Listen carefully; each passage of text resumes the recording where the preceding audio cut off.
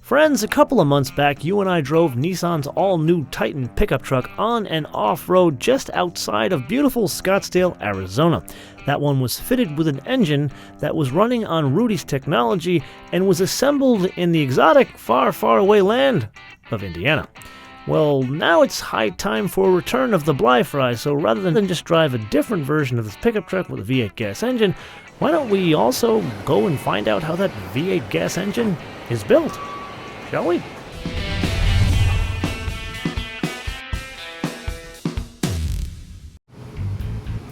So in the tech review, you and I spent a lot of time talking about the gas V8 engine is really the big change from the Titan XD with a Cummins diesel engine built in Indiana to the V8 gas built in Dechard, Tennessee. So what we've done here is taken an engine that is naked and basically turned it into a completely pile of parts here. And this is the 5.6 V8 aluminum block, but really the change is over here, and it's the heads. They're new aluminum heads. But what they've done is they've added variable valve timing to a pickup truck engine.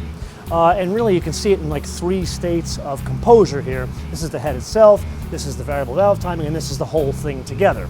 But really one of the big changes is over here with the pistons. So these are now aluminum pistons, but what they've done is they've changed the shape of the top of the piston. So if you remember back into the days when Mean Gene showed you pistons from Packard's, he showed you a domed piston. And effectively, by changing the top of the piston, you change the shape of the top of the cylinder, which changes the compression ratio. So where the previous was the VK56 something or other, which is now the VK56VD in Nissan speak, it goes from 9.2 to 11.1 here with the domed piston. But how does that translate to out on the road? Okay, as we make our way outside of Shelbyville or Eagleville, Tennessee here, we finally have kind of a straight with some speed limit. So let's find out the difference between diesel and gas. So let's put our foot into it. And yeah, it develops power faster. Actually, it develops power a lot faster than you think. Like to the point where we got to turn here and I do not want to meet the local constable. I'm sure they're lovely, but I don't want to meet them. That's fascinating. Like, I did not expect this thing to develop that kind of power that quickly. But 2 things come to mind here. Number one, like, actually, let's put our foot into it a bit more. And the biggest thing I'm noticing is the sound. And it's not the difference of, oh my God, it's not a diesel, so you don't have like that chatter of the diesel. It seems as if the insulation is actually working here because the engine, yes, it's not a diesel, but it still has to rev higher, so you'd think the engine would be louder. It's actually not. That is one of the most noticeable things. Then 2, and let's put our foot into it again, come around this slight turn here. Please don't try this at home. Actually, it's really stunning out here, people. This is why I love Middle Tennessee. Okay, let's go around this turn here as well. And one of the big things I'm noticing is it's more usable power around town. Granted, we are not really in a city right now, but you could clearly tell by some of these turns and actually some of the driving we've done from Franklin to get here, in that this power is definitely usable for such a large vehicle. Because remember, the size hasn't changed, it's just the engine and how it develops power is how it's changed. Get it?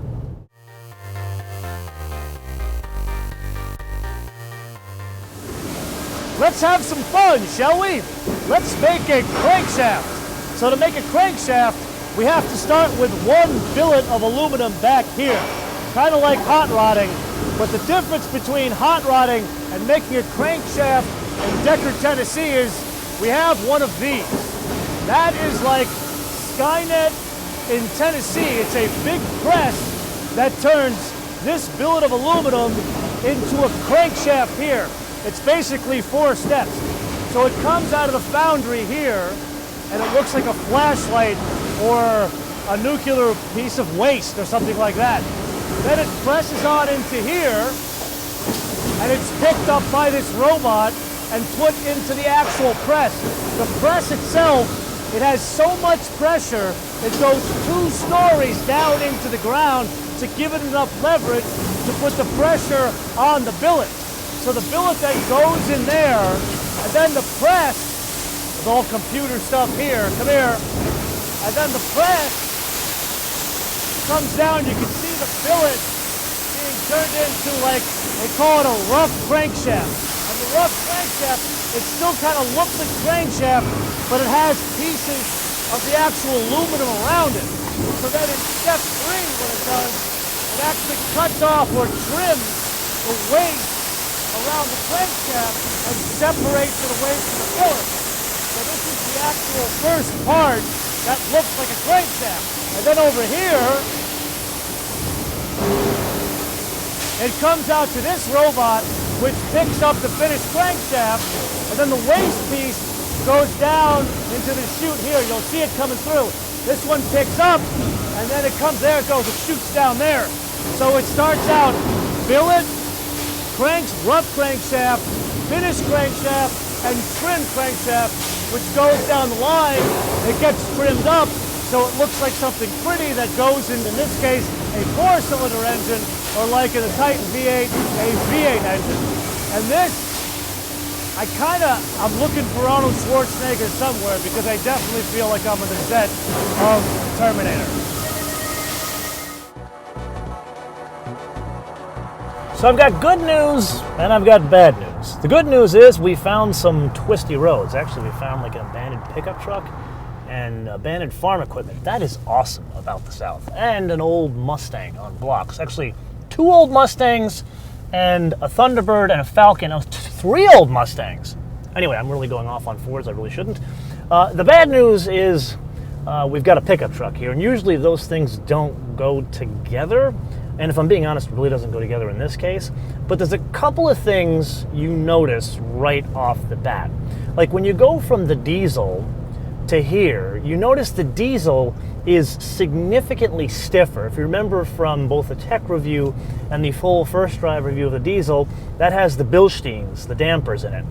And that makes the vehicle so much stiffer. Now, coming from a guy who drives a Lotus to like Costco, that is great for someone like me, but not everybody's kind of into that stiff of a ride. So we've already talked about in the tech review of this vehicle that Nissan engineers have made changes to the spring rates and the dampers themselves. And what that translates to is going around a turn like this, put our foot into it a bit more, it's a much more supple ride. It's not that there's not any composure. There's still a lot of composure here, which is unusual for a large pickup, which, to the point, if I'm being honest, the thing, it doesn't embarrass itself on like a back road like this. Putting that aside, there's also another difference you notice from the diesel, and that is the length of the vehicle. When you're driving the diesel, the stiffer suspension that you get with the Bilsteins, you notice the length because the whole vehicle is more stiff. So when you go over like broken pavement, railroad crossings, or even elevation changes, you feel how stiff the vehicle is and thus the extra length of the vehicle. Here you've got the same length vehicle, but a more compliant suspension. So it doesn't feel like, oh my God, there's this large vehicle around me that I have to somehow maneuver like a boat around a corner like this. Now, speaking of going around corners, I did get some more information from our friend Mike Betts. Remember Mike Betts, the guy who likes to sing on all our episodes, the engineer from ATC, their testing ground out in Arizona. Great guy, by the way.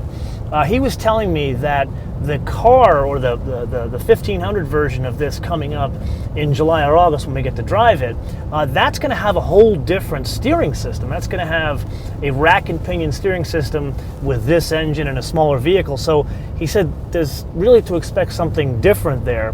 But that points out that this one, like the diesel version, has the recirculating ball steering.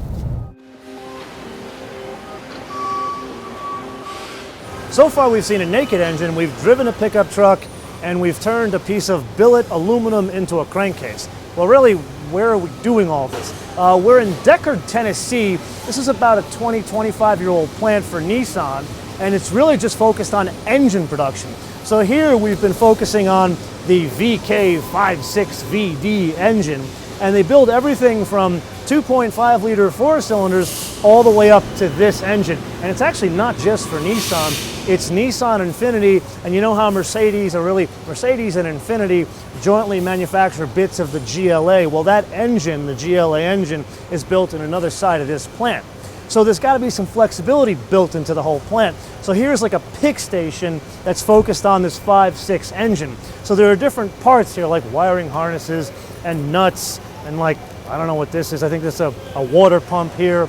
And basically that gets attached to the engine that's on the line here. So there's a barcode on the engine that reads what vehicle it's going into. Because remember, it's not just the Titan XD, it's Titan XD, and the coming Armada. So then the lights here, like this, and this, tell you what part to pick, and then the operator has the tools that are sized specifically to him or her, however tall or short they are, and then they can attach the parts to the engine. So you and I have talked Titan XD for a while, and I've christened this thing the Longhorn Lexus. But that was the Pro 4X, which frankly isn't the fanciest one out there. It was fancy in that it had like the Rockford Fosgate stereo, the navigation system, and leather seats. But this one, this is the Platinum Reserve. This is like the super duper Longhorn Lexus model. Like, notice it's got the real stitching on the dash and the steering wheel, even on this little part of the shift knob where it has leather here. And then on top of that, you've got heated and cooled seats. And if you remember, in the Pro 4X, you could get any color you want on the inside as long as it's black, which is blah. Where here, you've got this like two-tone tan and black interior. They even pick up the tan in the stitching here and the steering wheel, all kind of stuff. And then there's the wood on the dash and the steering wheel. I don't think it's real, but at least it's like kind of like a trim piece. Now, there is something interesting. I was talking with the engineers. There isn't a sunroof on offer yet, but from what I'm understanding, there is going to be a sunroof. Now, little bonus question here. Do you want it to be like a regular old like sunroof from here to here, or like a panoramic sunroof like they have in the Maxima? I think of that as like a bonus question. Let me know in the comments below. But overall, this is a very fancy place to be. Like, really fancy.